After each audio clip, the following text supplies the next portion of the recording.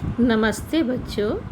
हमारा आज का पाठ है आरोह भाग 2 में से लक्ष्मण मूर्छा और राम का विलाप, जिसके 2 भाग हम पिछली वीडियो में पढ़ चुके हैं और आज हम पढ़ने जा रहे हैं इसका तीसरा भाग। यह लिखी है गोस्वामी तुलसीदास जी ने। तुलसीदास जी जो कि श्री राम के अनन्य भक्त हैं। सबसे पहले पढ़ते हैं हम तुलसीदास जी का कवि परिचय। इनका जन्म 1532 ईस्वी में बांदा, उत्तर प्रदेश में हुआ था और इनकी मृत्यु 1623 ईस्वी में काशी में हुई थी। इनकी भाषा अवधी और ब्रज थी। प्रमुख रचनाएं रामचरितमानस, विनय पत्रिका, गीतावली, कवितावली, दोहावली, रामाज्ञा प्रश्न, लोक मंगल की कामना और समन्वय की भावना के ये कवि रहे हैं और भक्ति काल के सगुण काव्य धारा मुख्य रूप से राम काव्य के प्रमुख कवि हैं। रामचरितमानस एक महाकाव्य है जिसमें 7 कांड हैं। तो लक्ष्मण मूर्छा और राम का विलाप जो लिया गया है ये रामचरितमानस के लंका कांड से लिया गया है। जब लक्ष्मण को शक्ति बाण लगा था, रावण और राम के युद्ध में जब लक्ष्मण को शक्ति बाण लगा तो उस समय का जो प्रसंग है, कवि ने उसके मार्मिक स्थलों की पहचान का एक श्रेष्ठ नमूना पेश किया है। भाई के शोक में विगलित राम का विलाप धीरे धीरे प्रलाप में बदल जाता है, जिसमें लक्ष्मण के प्रति राम के अंतर में छिपे हुए प्रेम के कई कोण सहसा अनावृत हो जाते हैं। यह प्रसंग ईश्वरीय राम को पूरी तरह से मानवीकरण कर देता है, जिससे पाठक का काव्य मर्म से सीधे जुड़ाव हो जाता है और वह भक्त तुलसी के भीतर से कवि तुलसी के उभर आने और पूरे प्रसंग पर छा जाने की अनुभूति कराता है। इस घने शोक परिवेश में हनुमान का सजीवनी लेकर आ जाना कवि को करुण रस के बीच में वीर रस के उदय के रूप में दिखाता है। यह उपमा कवि तुलसीदास जी की अद्भुत है और उनका काव्यगत करुण प्रसंग को जीवन के विकास मंगल की ओर ले जाता है। तो ये बात उस समय की है जब लक्ष्मण को शक्ति बाण लगता है तो राम विलाप करते हैं। उस समय हनुमान राजवैद्य सुषेण को लंका से उठाकर लाते हैं तो वो बताते हैं कि यदि इस समय संजीवनी बूटी आ जाए तो लक्ष्मण के प्राणों को बचाया जा सकता है। हनुमान जब संजीवनी बूटी लेकर आ रहे होते हैं, वो पूरा का पूरा पहाड़ उठाकर ले आते हैं। जब वो आ रहे होते हैं तो रास्ते में से अयोध्या से निकलते समय भरत उन पर बाण चला देता है, इस डर से कि हो ना हो ये कोई निशाचर है जो कि राम की ओर जा रहा है। जब उन्हें पूरी बात पता चलती है तो वो अपने शक्ति बाण पर हनुमान को बिठाकर तुरंत ही राम के पास भेजते हैं। इधर राम विलाप कर रहे हैं और वे सोचते हैं कि आधी रात बीत गई है, अभी तक हनुमान संजीवनी बूटी नहीं लेकर आए। जब वे विलाप करते हुए करुणा से भरे हुए लक्ष्मण को पुकार रहे हैं, सहसा हनुमान प्रवेश करते हैं और जब सारे वानरों का समूह जब सभी करुणा से भरे हुए हैं, उस समय हनुमान के संजीवनी लेकर प्रवेश करने से सभी में एक उत्साह का संचार हो जाता है और ऐसा लगता है जैसे कि करुण रस में वीर रस का प्रवेश हो गया हो। तो इससे आगे अब हम पढ़ते हैं। हरि श्री राम भेटउ हनुमाना, अति कृतज्ञ प्रभु परम सुजाना। तुरत वैद तब कीन्ही उपाय, उठ बैठे लक्ष्मण हर्षाई। हृदय लाई प्रभु भेटउ भ्राता, हर्ष सकल भालू कपि भ्राता। कपि पुन वैद तहाँ पहुँचावा, जेहि विधि तबहि ताई लई आवा। तो सबसे पहले हम इसके शब्दार्थ देखते हैं। हर्षी मीन्स होता है खुश होकर, भेंटऊ मीन्स होता है भेंट करना यानी कि गले लगा लेना। कृतज्ञ आभार व्यक्त करना, शुक्रिया अदा करना। सुजाना बहुत अच्छा, समझदार ज्ञानी व्यक्ति। वैद्य, वैद मीन्स होता है वैद्य डॉक्टर यानी जिसे कहा जाता है। कीनी मीन्स किया, सकल मीन्स पूरा समस्त, भ्राता मीन्स होता है समूह यानी कि झुंड। तो इसमें बताया गया है कि हर्षि राम भेटे हनुमाना। हनुमान के आ जाने पर, जब हनुमान आए तो राम जो थे वो प्रसन्न हो गए और उन्होंने प्रसन्नता से हनुमान को अपने गले से लगा लिया। अति कृतज्ञ प्रभु परम सुजाना, परम चतुर और एक समझदार व्यक्ति की तरह भगवान राम ने हनुमान के प्रति अपनी कृतज्ञता प्रकट की, अपना आभार व्यक्त किया, शुक्रिया अदा किया कि हे भाई तुम, ये हे मित्र, तुम ये जो संजीवनी लाए हो, आपका बहुत बहुत आभार है।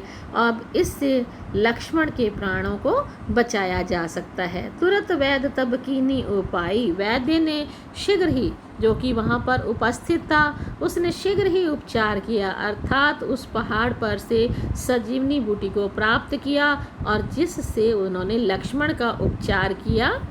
उठ बैठे लक्ष्मण हर्षाई, और जिससे जब उपचार किया गया तो लक्ष्मण उठकर बैठ गए और बहुत प्रसन्न हुए। हर्षाई में स्वतः प्रसन्न होना। हृदय लाई प्रभु भेटई भ्राता, हर्ष सकल भालू कपि भ्राता।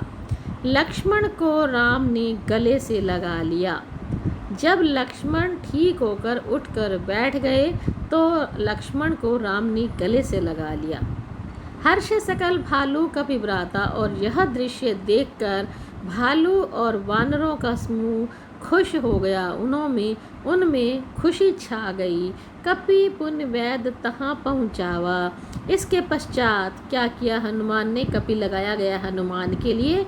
हनुमान ने फिर से वैद्यराज कौन थे, वैद्यराज सुषेण, जिसे वो लंका से अपने महल समेत उठाकर लाए थे, उसे वहीं पर उसी तरह से पहुंचा दिया। यही विधि तबहि ताई लई आवा, जिस विधि से वो वहाँ से उन्हें लेकर आए थे उसी विधि से सकुशल उन्होंने वहाँ से उन्हें पहुंचा दिया।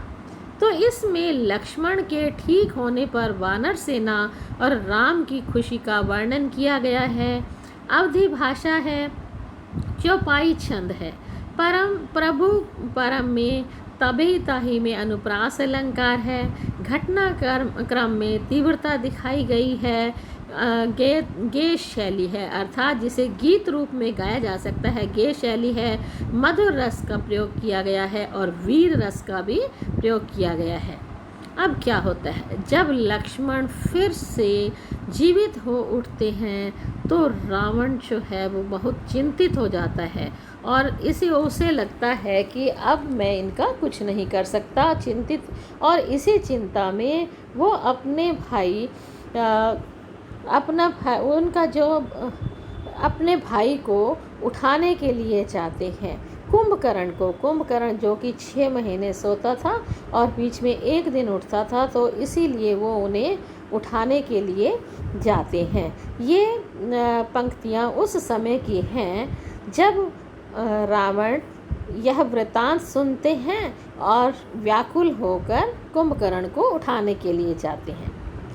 यह वृतांत दसानन सुनेऊ, अति विषाद पुनि पुनि सिर धुनेऊ।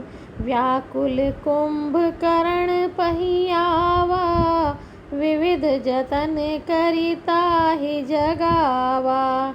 जागा निशिचर देखई कैसा, मानो काल देह धरि बैसा। कुंभकर्ण बूझा कहूँ भाई, काहे तब मुख रखे रहे सुखाई। यह वृत्तांत सुनकर, कौन सा वृत्तांत सुनकर, रावण ने जब लक्ष्मण के ठीक होने का वृत्तांत सुना, उसका समाचार सुना, तो वह बहुत दुखी हुआ, अति विषाद और बहुत दुख से भरकर अपने सिर को पीटने लगा, बार बार पीटने लगा। सिर धुने पुनि पुनि, इनमें पुनरुक्ति प्रकाश अलंकार है, बार बार अपना सिर धुनने लगा, पीटने लगा। व्याकुल कुंभकर्ण पइयावा, इसके पश्चात वह व्याकुल होकर कुंभकर्ण के पास आया। विविध जतन कर ताहि जगावा, और कई तरह के उपाय करके उसे जगाने का प्रयास किया। जागा निश्चर देखऊ कैसा, मानहु काल दे धरि वैसा। जगा हुआ निश्चर, निश्चर यहाँ लगाया गया है कुंभकर्ण के लिए। जगा हुआ वह निश्चर यानी कि राक्षस कैसा लग रहा था, देखने में ऐसा लग रहा था मानो साक्षात काल ने शरीर धारण कर रखा हो। मानहु इसमें, मानव काल इसमें उत्प्रेक्षा अलंकार है। मानो की साक्षात काल ने शरीर धारण कर रखा हो। कुंभकर्ण बूझा भऊ भाई, कुंभकर्ण ने अपने भाई रावण से पूछा, कहो भाई क्या कहते हो, किस लिए मुझे जगाया है, तुम्हें जगाने की ज़रूरत क्यों आन पड़ी, काहे तब मुख रहे सुखाई, और तुम्हारा मुंह क्यों सूख रहा है, तुम व्याकुल क्यों हो रहे हो, तुम्हें किस बात का डर है, तुम्हारा मुंह क्यों सूख रहा है। इन पंक्तियों में रावण के दुख का सुंदर चित्रण किया गया है। पुनि पुनि में पुनरुक्ति प्रकाश अलंकार है। कुंभकर्ण के लिए काल की उत्प्रेक्षा प्रभावी है, यानी कि मानो उसमें उत्प्रेक्षा अलंकार है। अवधि भाषा का प्रयोग किया गया है। चौपाई छंद है, गे शैली है। सिर धुनना, मुख सूखना मुहावरों का सुंदर प्रयोग है, इसलिए भाषा मुहावरेदार भी कही जा सकती है। ये है सोया हुआ कुंभकर्ण, जिसे कि सब लोग बड़ी मुश्किल से जगा रहे हैं। ये है कुंभकर्ण की आकृति। इसके पश्चात की पंक्तियाँ, कथा कही सब तेहि अभिमानी, यही प्रकार सीता हरियाणी, तात कपिन सब निशिचर मारे, महाजोधा संघारे, दुर्मुख सुर रिपु मनुज आहारी, भटे अतिकाय कंपन भारी, अपर महोदर आदिक बीरा, परे समर मही सब रंधीरा।